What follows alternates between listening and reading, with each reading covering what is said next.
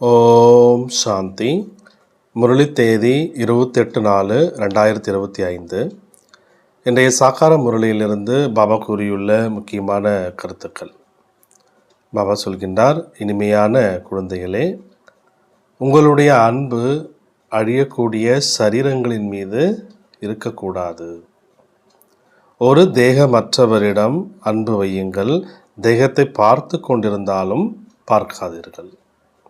கேள்வி: புத்தியை சுத்தப்படுத்துவதற்கான முயற்சி எது?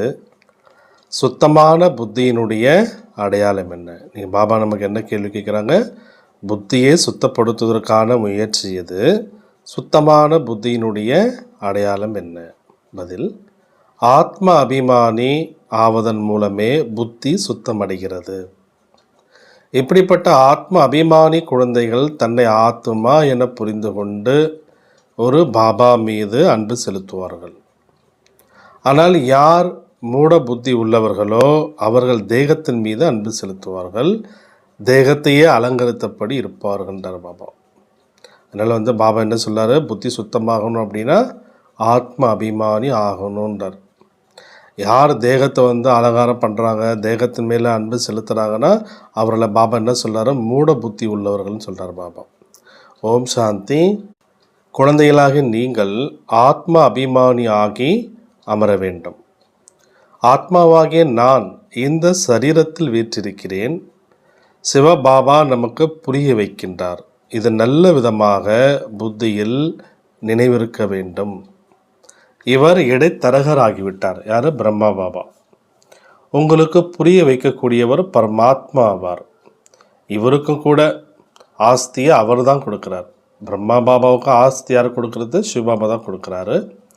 ஆஸ்தி எப்பொழுதும் தந்தையிடமிருந்து கிடைக்கின்றது. ஆத்மாவுக்கு ஆத்மாவிடமிருந்து ஆஸ்தி கிடைக்காது. ஆத்மாவின் ரூபத்தில் நாம் அனைவரும் சகோதரனாக இருக்கின்றோம் என்பதை நீங்கள் அறிவீர்கள். என்னை தவிர வேறு எந்த தேகதாரியை நினைத்தாலும் அதனை தேக அபிமானம் என சொல்லப்படுகின்றார். இந்த தேகதாரி உங்கள் முன்னால் இருக்கலாம், ஆனால் நீங்கள் இவரை பார்க்காதீர்கள். புத்தியில் சிவபாபாவினுடைய நினைவுதான் இருக்க வேண்டும். ஆத்மாக்களாகிய நாம் தந்தையிடம் ஞானத்தை கேட்கின்றோம்.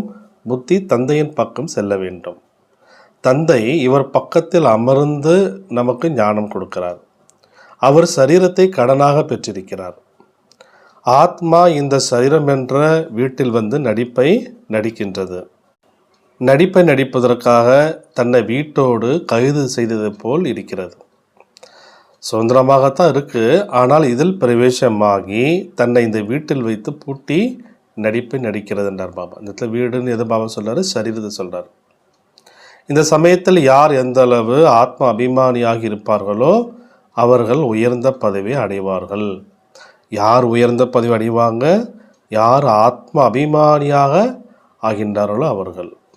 பாபாவின் சரீரத்தின் மீது கூட உங்களுடைய அன்பு இருக்கக்கூடாது. ஒரு துளி அளவும் இருக்கக்கூடாது. இந்த சரீரம் எதற்கும் உதவாதது. நான் இந்த சரீரத்தில் பிரவேசமாகிறேன் உங்களுக்கு புரிவிப்பதற்காக மட்டுமே. இது ராவண ராஜ்யம், பிறருடைய தேசம். ராவணனை எரிக்கின்றனர், ஆனால் புரிந்து கொள்வதில்லை. ராவணனா யார், நாம் ஏன் எரிக்கிறோம், இதை புரிஞ்சுக்கலன்றார். ராவண ராஜ்யத்தில் அனைவரும் மூட புத்தி உள்ளவர்களாக ஆகிவிடுகின்றனர். தேக அபிமானம் உள்ளதல்லவா? துச்ச புத்தியாக ஆகியுள்ளனர் மூட புத்தி உள்ளவர்கள். தேகத்தை நினைத்தபடி இருப்பார்கள். தேகத்தின் மீது அன்பு வைப்பார்கள் என்று பாபா கூறுகிறார். சுத்த புத்தி உள்ளவர்கள் தன்னை ஆத்மா என புரிந்து கொண்டு பரமாத்மாவை நினைவு செய்து பரமாத்மா கூறுவதை கேட்டபடி இருப்பார்கள். இதில் தான் முயற்சி என்பது தேவைப்படுதுன்றார் பாபா. துச்ச புத்தி உள்ளவர்கள் தேகத்தை நினைப்பாங்க. சுத்தமான புத்தி உள்ளவங்க தன் ஆத்மான்னு புரிஞ்சுக்கிட்டு பாபா நினைப்பாங்கன்றார். இவர் தந்தையினுடைய ரதமாக இருக்கின்றார். பலருக்கும் இவர் மீது அன்பு ஏற்பட்டு விடுகிறது. பிரம்மா பாபா மீது ஊசையனின் குதிரையை எவ்வளோ அலங்காரம் செய்கின்றனர். அதுபோல் இப்பொழுது மகிமை ஊசையனுடையதல்லவா? இந்த இடத்துல ஊசைன்னா யாரை குறிக்குது? சிவபாபா குறிக்கிறது. குதிரனுடையது அல்ல. கண்டிப்பாக மனிதரின் உடலில் ஊசைனின் ஆத்மா வந்திருக்கும் அல்லவா? அவர்கள் இந்த விஷயங்களை புரிந்து கொள்வதில்லை. இப்போது இது ராஜஸ்வ அஸ்வமேத அவிநாசி ருத்ர ஞான யஜ்ஞமாக இருக்கின்றது. அஸ்வ என்ற பெயரை கேட்டு அவர்கள் குதிரை என்று புரிந்து கொண்டு விட்டார்கள். அவைகளை சுவாகா செய்கின்றனர். இந்த கதைகள் அனைத்து பக்தி மார்க்கத்தினுடையது என்றார் பாபா. இப்போது உங்களை அழகானவராக ஆக்கக்கூடிய பிரயாணி இவர் அல்லவா? யாரு? சிவபாபா. முதலில் வரக்கூடிய ஆத்மாக்கள் முதலில் சதோ பிரதானமாக இருப்பார்கள். பிறகு சதோ ரஜோ தமோவில் வருகின்றனர். பாபா வந்து அனைவரையும் அழகாக ஆக்கிவிடுகின்றார். தர்மஸ்தாபனை செய்ய வர ஆத்மாக்கள் அனைவரும் அழகான ஆத்மாக்களாக வருகின்றனர். பின்னர் காம சிதையில் அமர்ந்து கருப்பாக ஆகிவிடுகின்றனர். முதலில் அழகானவராக, பிறகு கருப்பாக ஆகின்றனர்.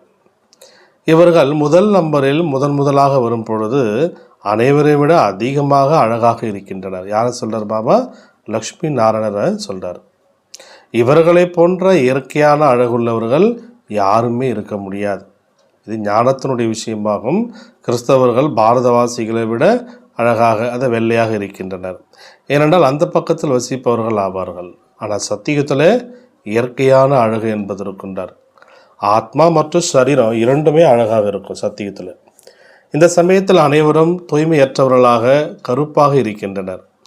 பிறகு பாபா வந்து அனைவரையும் அழகாக ஆக்குகின்றார். பாபாவை நினைவு செய்வதன் மூலமே நீங்கள் தூய்மையடைந்து விடுவீர்கள். ஆக ஒருவரை நினைவு செய்ய வேண்டும். நாம் ஒரு தந்தையினுடையவர்கள், அவர்தான் அனைத்துமே என்பது புத்தியில் இருக்கணுன்றார்.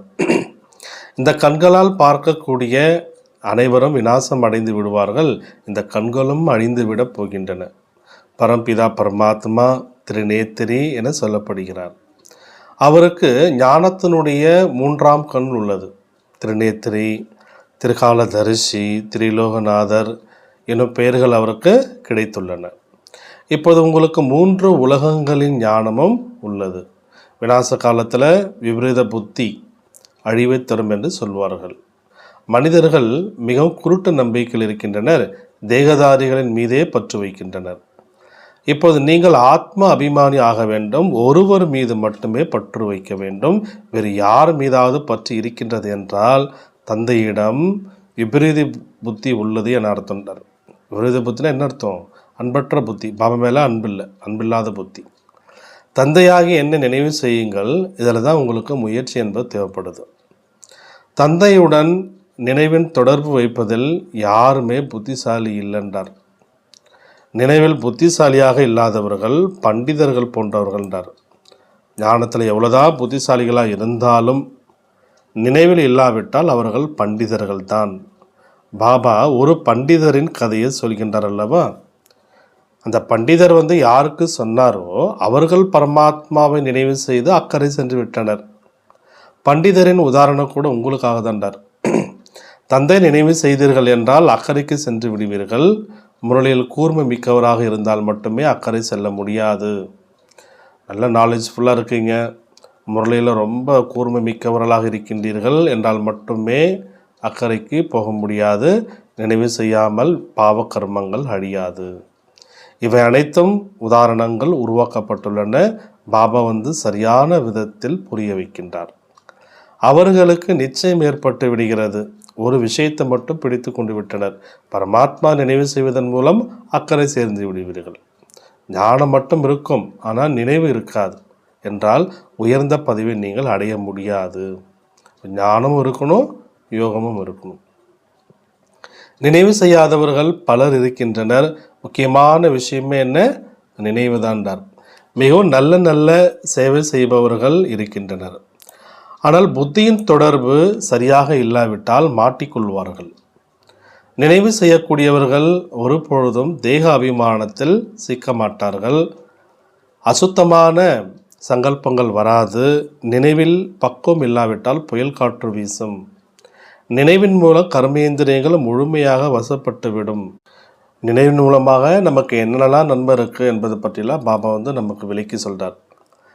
சரியானது மற்றும் தவறானது எது என்று புரிந்து கொள்ளக்கூடிய புத்தியே பாபா நமக்கு கொடுக்குறாரு. பிறகு தெய்வத்தின் பக்கமாக புத்தி செல்வதன் மூலம் விபரீத புத்தியினால் விநாசத்தை அடைந்து விடுவார்கள். ஞானம் வேறு, யோகம் வேறு. யோகத்தின் மூலம் ஆரோக்கியம், ஞானத்தின் மூலம் செல்வம் கிடைக்கிறது. யோகத்தின் மூலமாக ஆயுள் அதிகரிக்கிறது. தமோ பிரதானத்திலிருந்து சதோ பிரதானமாக ஆகிவிடுவோம். ஆத்மா தூய்மை அடைந்து விடுகிறது. ஆத்மாவை தூய்மைப்படுத்துவதில் தான் முழு ஆதாரம் இருக்கு. நீங்கள் தூய்மையாக ஆகவில்லை என்றால் பதவியும் அடைய மாட்டீர்கள் என்றார். சாற்று வைப்பதில் மாயை சோம்பேறித்தனத்தை ஏற்படுத்துகிறது. குழந்தைகள் நினைவின் யாத்திரையின் அட்டவணையை மிக ஆர்வத்துடன் வைக்கணுன்றார். நாம் தந்தை நினைவு செய்கிறோமா அல்லது வேறு நண்பர்கள் உறவினர்கள் பக்கமாக புத்தி செல்கிறதா என பார்க்க வேண்டும். முழு நாளில் யாருடைய நினைவு இருந்தது அல்லது அன்பு யாருடன் இருந்தது, எவ்வளோ நேரத்தை வீணாக்கினேன், தன்னுடைய சார்ட்டை வைக்க வேண்டும். ஆனால் சார்ட்டை தவறாமல் வைக்கக்கூடிய சக்தி யாருக்குமே இல்லை. அபூர்வமாக சிலரால் தான் வைக்க முடிகிறது என்றார். என்னை மட்டுமே நினைவு செய்யுங்கள் என்று பாபா சொல்கிறார். நான் அனைத்து பிரிய தர்ஷினிகளின் பிரிய தர்ஷன் ஆவேன். ஆக பிரிய தர்ஷனை நினைவு செய்ய வேண்டும் அல்லவா? சுகத்தை கொடுக்கக்கூடிய பாபாவை எவ்வளோ நினைவு செய்ய வேண்டும்? மற்ற அனைவரும் துக்கத்தை கொடுக்கக்கூடியவங்க, அவர்கள் எதற்கும் பயன்பட போவதில்லை என்றார். இறுதி சமயத்தில் ஒரு பரமாத்மா தந்தை தான் உதவி செய்வார். இறுதி சமயத்தில் ஒருவர் எல்லைக்குட்பட்டவர், ஒருவர் எல்லைக்கு அப்பாற்பட்டவர். நல்ல விதமாக நினைவு செய்தபடி இருந்தீர்கள் என்றால் அகால மரணம் ஏற்படாது என பாபா புரிய வைக்கின்றார். உங்களை அமரர்களாக ஆக்கிவிடுகிறார். முதலில் தந்தை மீது அன்பு நிறைந்த புத்தி வேணும். யாருடைய சரீரத்தின் மீதாவது அன்பு ஏற்பட்டது என்றால் விழுந்து விடுவீர்கள், தோற்று விடுவீர்கள், சந்திரவம்சத்தில் சென்று விடுவீர்கள். சத்தியுகத்தின் சூரிய வம்சத்தினுடைய ராஜ்யம் சொர்க்கம் என சொல்லப்படுகிறது. திரேதாயுகத்தை கூட சொர்க்கம் என சொல்ல மாட்டோம். துவாபரயுகம் மற்றும் கலியுகம், இதில் கலியுகத்தை கொடுமையான நரகம், தமோ பிரதானம் என்று சொல்வது போல் என்றார். இப்படி நரகன்னு சொன்னால் கூட பர்டிகுலராக பாபா வந்து கலியுகத்தை நரகன்னு சொல்கிறார். அது போல் சொர்க்கம்னு சொல்லும்போது பர்டிகுலராக பாபா சத்தியுகத்தை சொல்கிறார். துவாபரயுகத்தை பற்றி இந்த அளவு சொல்வதில்லை. பிறகு தமோ பிரதானத்திலிருந்து சதோ பிரதானமாவதற்கு நினைவு செய்ய வேண்டும். நம்முடைய அன்பு இன்னார் மீது உள்ளது, அவரின் ஆதாரமின்றி எமக்கு நன்மை ஏற்படாது என தானே புரிந்து கொள்வார்கள். இப்போது அப்படிப்பட்ட நிலையில் இறக்க நேரிட்டால் என்ன ஆகும்? பாபா கேட்கிறார். விநாச காலத்தில் விபரீத புத்தி விநாசமாவார்கள், தூசுக்கு சமமான பதவியை அடைவார்கள். இன்றைய நாட்களில் உலகில் பேஷன் செய்யும் தொல்லையும் அதிகமாக இருக்கின்றார். தன் மீது காதலை ஏற்படுத்துவதற்காக சரீரத்தை எவ்வளோ டிப்டாப்பாக ஆக்குகின்றனர். பாபா சொல்கிறாரு, குழந்தைகளே, யாருடைய பெயர் உருவத்திலும் சிக்காதீர்கள் என்று பாபா இப்பொழுது சொல்கிறார். லக்ஷ்மி நாராயணருடைய உடைகளை பாருங்கள், எவ்வளோ ராயலாக இருக்குது. அது சிவாலயம், இது வேஷாலயம். இந்த தேவதைகளின் முன் சென்று நாங்கள் வேசிகளின் ஆலயத்தில் இருப்பவர்கள் என சொல்கின்றனர். இன்றைய நாட்களில் ஃபேஷன் செய்யும் தொல்லையால் அனைவருடைய பார்வையும் அவர்கள் மீது சென்று விடுகிறது என்றார். பிறகு பிடித்து இழுத்து கொண்டு ஓடிவிடுகின்றனர். சத்தியத்திலோ சட்டப்படி நடத்த இருக்கின்றார். அங்கே இயற்கையான அழகு இருக்கும் அல்லவா? குருட்டு நம்பிக்கையினுடைய விஷயமும் இல்லை. இப்பொழுது உங்களுடையது ஈஸ்வரிய புத்தி, கல் புத்தியிலிருந்து தங்க புத்தியாக பாபாவை தவிர வேறு யாருமே ஆக்க முடியாது. அது ராவண சம்பிரதாயமாகும். இப்போது நீங்கள் ராம சம்பிரதாயத்தினராக ஆகியிருக்கின்றீர்கள். பாண்டவர்கள் மற்றும் கௌரவர்கள் ஒரே சம்பிரதாயத்தை சேர்ந்தவர்களாக இருந்தனர். மற்றபடி யாதவர்கள் என்பவர்கள் ஐரோப்பியர்கள் ஆவார்கள். யாதவர்கள் ஐரோப்பியர்கள் என கீதையின் மூலம் யாரும் புரிந்து கொள்வதில்லை. அதனை யாதவ சம்பிரதாயம் என்றே இங்கே சொல்லிவிடுகின்றனர். யாதவர்கள் என்பவர்கள் ஐரோப்பியர்கள். அவர்கள் தம்முடைய விநாசத்திற்காக இந்த ஆயுதங்கள் முதலானவைகளை உருவாக்கியிருக்கின்றனர். பாண்டவர்களுக்கு வெற்றி ஏற்பட போகின்றது. அவர்கள் சென்று சொர்க்கத்தினுடைய எஜமானனாக போகின்றனர். பரமாத்மா தான் வந்து சொர்க்கத்தை ஸ்தாபனை செய்கிறார். பாண்டவர்கள் கரைந்து போய் இறந்து விட்டனர் என்று சாஸ்திரங்களில் காட்டுகின்றனர். பிறகு என்ன ஆயிற்று? நாடகத்தினுடைய ரகசியத்தை யாருமே தெரிந்து கொள்ளல என்றார். பாபாவிடம் குழந்தைகள் வருகின்றனர். ஆபரணங்களை வேண்டுமானால் அணிந்து கொள்ளுங்கள் என சொல்கின்றேன். பாபா இங்கே நகைகள் அணிந்து கொள்வது அவ்வளவாக நன்றாக இல்லை என்கின்றனர். தூய்மை இழந்த ஆத்மா, தூய்மை இல்லாத சரீரத்திற்கு நகைகள் எங்கே அழகாக இருக்க போகுது? அங்கே நாம் இந்த ஆபரணங்கள் முதலானவற்றால் அலங்கரிக்கப்பட்டிருப்போம். அளவற்ற செல்வம் இருக்கும். அனைவருமே சுகம் நிறைந்தவர்களாக இருப்பார்கள். அங்கே இவர் ராஜா, நான் பிரஜை என உணர்ந்து கொள்வார்கள். ஆனால் துக்கத்தினுடைய விஷயம் இருக்காது. இங்கே தானியங்கள் முதலானவைகள் கிடைப்பதில்லை எனும் பொழுது மனிதர்கள் துக்கமிக்கவர்களாக ஆகின்றனர். ஆனால் சத்தியத்தில் பார்த்தீங்கன்னா அனைத்தும் கிடைக்கும். துக்கம் என்ற வார்த்தை வாயிலிருந்து வெளிவராது. பேரே சொர்க்கம் எனப்படுவது. பேரே என்ன? சொர்க்கம். ஐரோப்பியர்கள் அதனை பாரடைஸ் என சொல்கின்றனர். ஆனால் அந்த சொர்க்கம் எங்கே சென்றது என யாருக்குமே தெரியாது. இந்த சக்கரம் எப்படி சுற்றுகிறது என நீங்கள் அறிவீர்கள். புதியதிலிருந்து பழையதாக, பழையதிலிருந்து பிறகு புதிய உலகமாக ஆகின்றது. ஆத்மாபிமானி ஆவதில் மிகவும் முயற்சி என்பது தேவைப்படுகின்றார். நீங்கள் ஆத்மாபிமானி ஆவதால் இந்த பல வியாதிகள் முதலானவற்றிலிருந்து விடுபட முடியும். தந்தை நினைவு செய்வதன் மூலம் உயர்ந்த பதவி நீங்கள் பெறுவீர்கள். நல்லது. தாரணைக்கான முக்கிய சாரம். ஃபர்ஸ்ட் பாயிண்ட், எந்த தேகதாரியையும் தன்னுடைய ஆதாரமாக ஆக்கி கொள்ளக்கூடாது. ஒரு பாபா மட்டும்தான் ஆக்கிக்கணும்னு சொல்கிறார். எந்த ஒரு தேகதாரியையும் தன்னுடைய ஆதாரமாக ஆக்கி கொள்ளக்கூடாது. சரீரங்களின் மீது அன்பு வைக்கக்கூடாது. இதயபூர்வமான அன்பை ஒரு பாபாவிடம் வைக்க வேண்டும். யாருடைய பெயர் உருவத்தில் நீங்கள் சிக்கிக்கொள்ளக்கூடாது. செகண்ட் பாயிண்ட், நினைவின் சார்ட்டை ஆர்வத்துடன் வைக்க வேண்டும். இதில் சோம்பேறித்தனம் கூடாது. சார்ட்டில் பார்க்கணும், என்னுடைய புத்தி எந்த பக்கம் செல்கிறது, எவ்வளோ நேரத்தை வீணாக்குகிறேன், சுகத்தை கொடுக்கும் பாபாவினுடைய நினைவு எவ்வளோ நேரம் இருக்குது, இப்படி நீங்கள் பாருங்கன்றார் பாபா. சார்ட் வைங்கன்றார். வரதானம், இல்லற காரியங்கள் மற்றும் ஈஸ்வரிய காரியங்கள் இரண்டின் சமநிலை மூலமாக எப்பொழுதும் இலகுவான வெற்றியாளர் ஆகுக. ரெண்டு காரியங்களுடைய சமநிலை இருக்கணுன்றார் பாபா. குழந்தைகள் அனைவருக்கும் உடல் நிர்வாகம், உயிர் நிர்வாகம் என இரு சேவை கிடைத்துள்ளது. இருப்பினும் இரு சேவையிலும் நேரம், சக்திகளில் சமமான கவனம் வேண்டும். ஸ்ரீமத் எனும் முள் சரிவர இருந்தால் இரு பக்கமும் சமநிலை பெறுண்டார். அப்போ லௌகிக காரியம் செஞ்சாலும் சரிதான், அலௌகிக காரியம் செஞ்சாலும் சரிதான், ரெண்டுமே ஸ்ரீமத் படி செய்யணுன்றார் பாபா. ஆனால் இல்லறம் என்று சொன்ன மாத்திரமே இல்லறவாசியாக ஆகிவிட்டால் சாக்குப்போக்குகள் ஆரம்பமாகிவிடும். எனவே இல்லறம் அல்ல, ட்ரஸ்டி.